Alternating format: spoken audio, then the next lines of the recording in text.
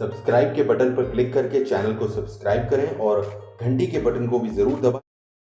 Hello and welcome to AD education. मैं हूं अमित दीक्षित और आप देख रहे हैं इस समय NIOS DLED video lecture series 504 और 505 कोर्स के लिए। तो अब तक आपने अगर पहले के वीडियो लेक्चर्स को नहीं देखा है तो उन्हें ज़रूर देख लें। इसी वीडियो के नीचे आपको डिस्क्रिप्शन में उसकी लिंक मिल जाएगी जहां सारे लेक्चर्स आपको मिल जाएंगे। आज इस वीडियो में हम आगे बढ़ेंगे और स्टार्ट करेंगे आज कोर्स 505। कोर्स 505 के टॉपिक्स हम आज शुरू कर रहे हैं और कोर्स 504 के सभी लेक्चर्स अभी तक दिए गए हैं वो आप देखें डिस्क्रिप्शन में दी गई लिंक पे से। और 505 आज हम शुरू कर रहे हैं, तो 505 और 504 दोनों ही को हम साथ साथ में कवर करते जाएंगे क्योंकि समय कम है, इसलिए दोनों ही कोर्सेज हम साथ में कवर करेंगे। तो इन दोनों के ही लेक्चर्स आपको मिलेंगे, तो वो आप देखते रहें। तो चलिए आज शुरू करते हैं 505 को, कोर्स 505 को। तो कोर्स 505 है हमारा पर्यावरण अध्ययन के बारे में, प्राथमिक स्तर पर पर्यावरण अध्ययन का अधिगम। ये है कोर्स 505 आपका। और इसमें आपको मिलेंगे 3 ब्लॉक्स इसमें रहेंगे, 3 खंड में रहेंगी आपकी 11 इकाइयां, यानी कि 11 यूनिट्स आपको इसमें होंगी। तो आज हम शुरू कर रहे हैं पहला ब्लॉक 1 की इकाई 1 हम आज कवर करेंगे। इसके टॉपिक्स हम आज देखेंगे। तो इकाई 1 आपको स्क्रीन पर दिखाई दे रही है, ये है इकाई 1 कोर्स 505 की, ब्लॉक 1 की। तो इकाई 1 को शुरू करते हैं और यहाँ पर बताया गया है सबसे पहले इंट्रोडक्शन। तो इंट्रोडक्शन में आपको बताया गया है कि शुरुआत इस चीज़ से की गई है कि आप जानते हैं कि जब आप किसी सब्जेक्ट के बारे में, मैं अगर आपसे कहूँ कि हिंदी, इंग्लिश या गणित के बारे में, तीनों के बारे में, या किसी और सब्जेक्ट के बारे में कहूँ, तो आप कहीं ना कहीं अंदाज़ा लगा पाते हैं कि उस सब्जेक्ट का क्षेत्र क्या होगा, उसका अर्थ क्या है, उसमें क्या क्या कंटेंट हो सकता है, क्या क्या उसका पाठ्यक्रम हो सकता है। तो ये आप अंदाज़ा लगा सकते हैं। यहीं इन्होंने बताया कि अगर हम पर्यावरण की बात करते हैं तो यहाँ मूल शब्द तो पर्यावरण है, लेकिन इसका अर्थ इतना बड़ा है, इतना व्यापक है, इसका जो फैलाव है वो बहुत ज़्यादा है और इसको कोई भी क्लियरली नहीं कह सकता कि पर्यावरण अध्ययन में क्या क्या, या पर्यावरण में क्या क्या चीज़ें आ जाएंगी पर्यावरण की बात करें तो यहाँ में उन्होंने एक एग्जाम्पल भी दिया है, एक उदाहरण दिया है कि कुछ नेत्रहीन लोग हैं, उनका उदाहरण दिया है कि मान लीजिए जिनकी आंखें नहीं हैं और उनको हाथी को छूकर पता लगाने को कहा जाए कि ये क्या चीज़ है, तो सभी लोग अपने अपने स्थिति के अनुसार, मान लीजिए किसी ने हाथ पकड़ा, किसी ने पूंछ पकड़ी, माफ़ कीजिएगा, किसी ने पूंछ पकड़ी, किसी ने कान, किसी ने टांग, तो सभी लोग अलग अलग हिसाब से जो भी उसका अंग पकड़ते हैं हाथी का, तो उसके अनुसार व्याख्या करते हैं कि ये क्या है। कोई उसे सांप कहता है, कोई कुछ कहता है। तो यहाँ भी इसमें यही बताया गया है कि पर्यावरण को लेकर भी कुछ इसी तरह की सोच रहती है। पता सबको रहता है, सभी अपने अपने अनुसार पर्यावरण को की व्याख्या करेंगे। अगर मैं आपसे भी कहूँ तो आप पर्यावरण के बारे में ज़रूर बता पाएंगे, लेकिन इसमें सभी की परिभाषा अलग होगी और सभी जो बताएंगे वो लगभग सही होगा, क्योंकि पर्यावरण अपने आप में बहुत बड़ा है और बहुत व्यापक है। तो यही इसमें बताया गया है कि इस तरह से होता है पर्यावरण। और यहाँ पर इन यूनिट्स में कोशिश की जाएगी कि पर्यावरण के सही अर्थों को, सही चीज़ों को मिला जुला कर समझाया जा सके कि उसका अर्थ क्या है, उसका क्षेत्र क्या है, ये किस तरह से हमें प्रभावित करता है। और बच्चों के केस की बात करें तो बच्चों को अपने पर्यावरण की खोज और छानबीन करने की जगह और अवसर प्रदान करना उनके विकास में, संपूर्ण विकास में कितना सहायक है, ये सब हम इस पूरी कोर्स में एक तरह से जानेंगे पर्यावरण के बारे में जो है। तो ये तो था इंट्रोडक्शन इसका। अब बात करते हैं 1.2 टॉपिक, जहाँ पर ये शुरू होता है पर्यावरण को समझना।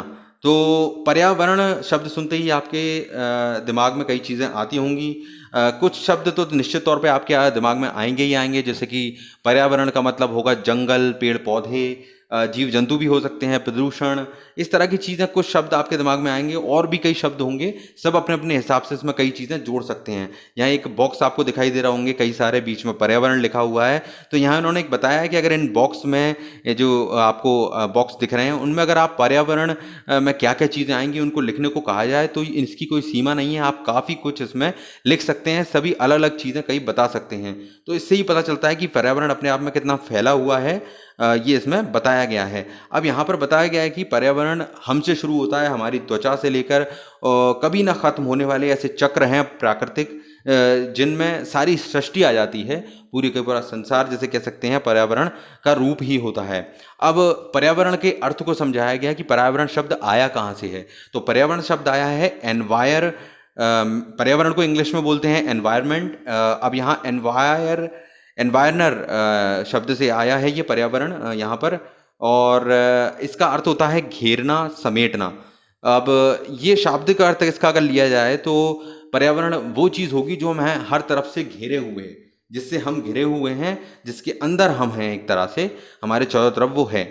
अब यहाँ पर केवल पर्यावरण प्राकृतिक ना होकर कई तरह के इसमें पर्यावरण होंगे, जो कि आप समझ सकते हैं। प्राकृतिक होगा, सामाजिक पर्यावरण होगा, सांस्कृतिक पर्यावरण होगा। देखा जाए तो हम सभी जो मनुष्य हैं वो कहीं ना कहीं अभी किसी भी स्थिति में हो, किसी न किसी पर्यावरण का हिस्सा ही हैं। तो अब अगर मैं बात करूं तो जीवित जंतु हों, पेड़ पौधे हों, कई चीज़ें हों, हवा, पानी, चट्टानें, ये सब पर्यावरण के ही अलग अलग एक भाग हैं।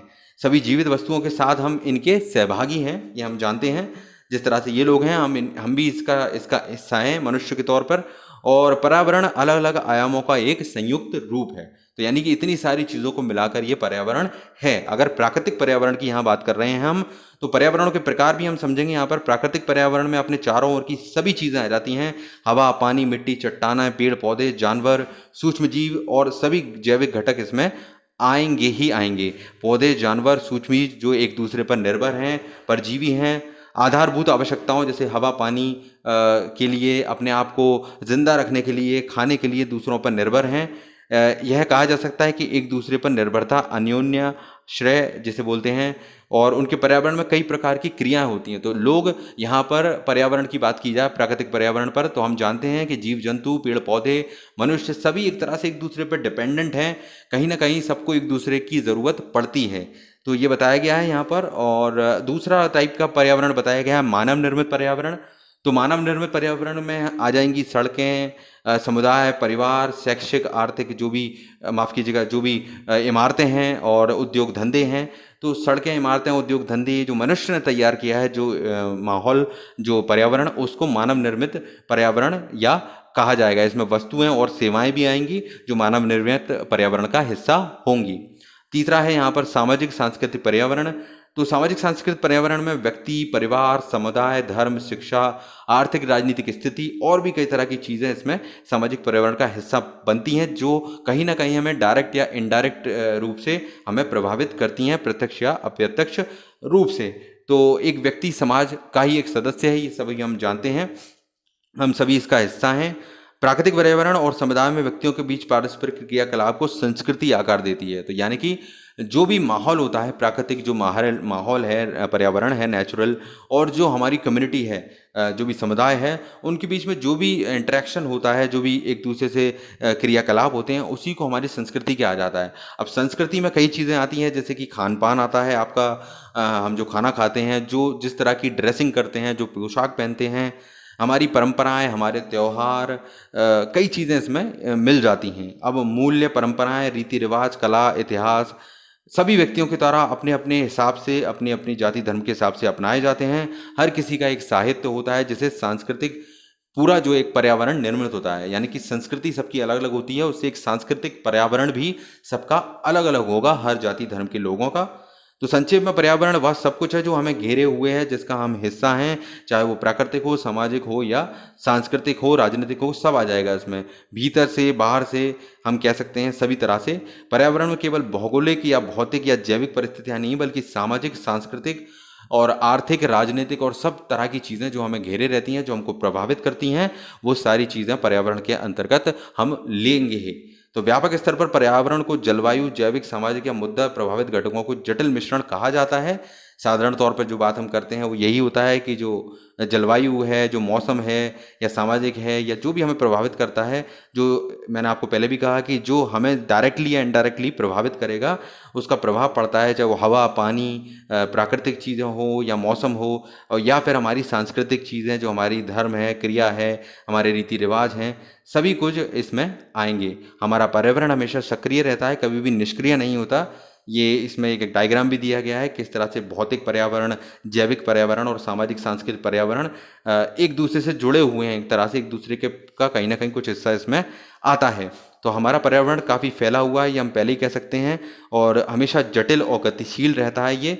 और भोजन के लिए सामान्यतः निर्भरता एक दूसरे से जोड़े रखती है। जैसा कि मैंने बताया कि जानवर, मनुष्य, पेड़ पौधे, सामान और आर्थिक वातावरण, सामाजिक वातावरण सभी एक दूसरे पर निर्भर हैं। एक चक्र सा चल रहा है जिसकी वजह से ये पर्यावरण पूरा निर्मित होता है और सक्रिय रहता है।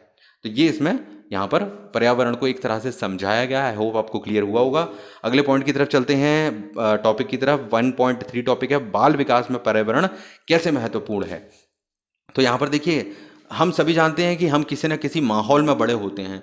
अगर हम यहाँ ये कहें कि माहौल को ही पर्यावरण का शब्द कहा जाए तो वो उसी तरह से हम इसको समझते हैं। तो यहाँ बताया गया कि कोई भी बच्चा हो वो किसी पर्यावरण से उसका गहरा संबंध होता है। हम जिस माहौल में पलते बढ़ते हैं, जो भी सीखते हैं, जो हमारा प्राकृतिक माहौल होता है, जो हमारा सांस्कृतिक, सामाजिक, आर्थिक या जो भी माहौल हमारा होता है, जो पर्यावरण होता है, उसका हमारे ऊपर शुरू से ही प्रभाव पड़ता है। जन्म के साथ ही ये शुरू हो जाता है और जीवन के अंत तक ये चलता रहता है। धीरे धीरे जैसे जैसे हम आगे बढ़ते जाते हैं, हमारा आसपास का माहौल, वातावरण, हमारा परिवार, घर, पड़ोस, विद्यालय, उसके बाद इसका फैलाव और होता जाता है।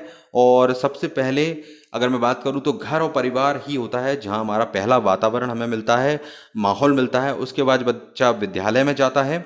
अधिगम केवल विद्यालय में ही नहीं बल्कि घर से, समुदाय से, आपकी कम्युनिटी से, आपके समाज से शुरू होता है और ये चलता रहता है। बच्चे अपने आसपास के वातावरण और चीज़ों से काफ़ी प्रभावित होती हैं, ये हम सभी जानते हैं। उसकी भौतिक संरचना, बाहरी स्थान क्या है, कहानियाँ, गीत, लोक, त्यौहार, उसके परिवार में, समुदाय में क्या चीज़ों को महत्व दिया जाता है और किन सांस्कृतिक चीज़ों से वो जुड़ा हुआ है, ये सभी उसको बहुत ज़्यादा प्रभावित करती हैं और इसी से उसका सीखना प्रभावित होता है। हर दिन बच्चा प्राकृतिक पर्यावरण का अनुभव करता है, जैसे कि गर्मी, सर्दी, बरसात, ये हम जानते हैं। आकाश, सूर्य, चांद, ये सभी हमारे पर्यावरण का हिस्सा है, पौधे, जीव जंतु।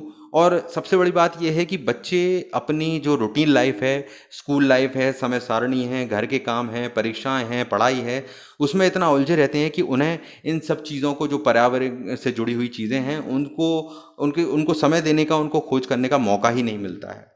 अधिकतर पाठ्यक्रम खोजबीन और जीवन के सच्चे अनुभवों के लिए हमें समय और स्थान उपलब्ध नहीं कराते हैं। तो अब तक हम ये देखते आए हैं कि जितनी भी पढ़ाई होती है वो कहीं ना कहीं बुकिश नॉलेज है, थ्योरी उसमें ज़्यादा होती है, और रियल लाइफ जो वास्तविकता है पर्यावरण से संबंधित हो, खासकर पर्यावरण की बात करें तो वो हमें बच्चों को कम मिलता है। लेकिन अब इसीलिए इसको बदलने का प्रयास किया जा रहा है। बच्चों को अपने इस तरह की चीज़ें की जा रही हैं कि बच्चे अपने आसपास के संसार को देखें, समझें। कई तरह की ऐसी व्यवस्थाएं यहाँ पर की जा रही हैं और NCF 2005 के अंतर्गत, राष्ट्रीय पाठ्यचर्या रूपरेखा के अंतर्गत, इस तरह की चीज़ों के लिए कई प्रावधान यहाँ पर किए गए हैं। इसलिए प्रारंभिक वर्षों में अधिगम बच्चों को अभिरुचियों और प्राथमिकता के अनुसार होना चाहिए, यानी कि बच्चों का इंटरेस्ट किस चीज़ में है, वो क्या उनकी पसंद होती है, उसके अनुसार हो। और बच्चे को ऐसा वातावरण दिया जाए, इसका माहौल दिया जाए जो उसको सीखने के लिए प्रेरित करे। इसके लिए उसके आम जिंदगी के वातावरण से, पर्यावरण से उसको वाकिफ़ कराया जाए, उसे ऐसी चीज़ें दिखाई जाएं जो आम जिंदगी से जुड़ी हुई हैं, और बाहर के पर्यावरण, प्राकृतिक चीज़ें हो, सामाजिक हो, सांस्कृतिक हो, वो सभी उसको सिखाया जाए, बताया जाए। तो जो बच्चा जो होगा वो खुलकर अपने आप को अभिव्यक्त करने के लिए योग्य बनेगा और सामाजिक संबंधों को समझ पाएगा, सामाजिक चीज़ों को, सामाजिक स्ट्रक्चर को, संस्कृति को, हर चीज़ को सीख और समझ पाएगा शुरू से ही। तो ये सब कहीं ना कहीं जुड़ा हुआ है पर्यावरण बच्चे के विकास से, बाल विकास से। तो इसको अब बहुत महत्व दिया जा रहा है आज की एजुकेशंस में। तो ये एक चीज़ यहाँ पर मुद्दा उठाया गया है। तो ये दो टॉपिक हमने यहाँ पर पर्यावरण से संबंधित कवर किए, पर्यावरण क्या है और बाल विकास में कितना महत्वपूर्ण है। तो आज इस लेक्चर को हम यहीं ख़त्म करेंगे और आगे के टॉपिक्स भी हम कवर करते रहेंगे। तो आप लेक्चर्स देखते रहिए 504 और 505 के, और इसको लाइक कीजिए, ज़्यादा से ज़्यादा पहुँचाइए लोगों तक, शेयर कीजिए, सब्सक्राइब कर लीजिए अभी चैनल को नहीं किया हो, घंटी के आइकन को दबाइए लेटेस्ट वीडियो अपडेट्स के लिए। Thank you.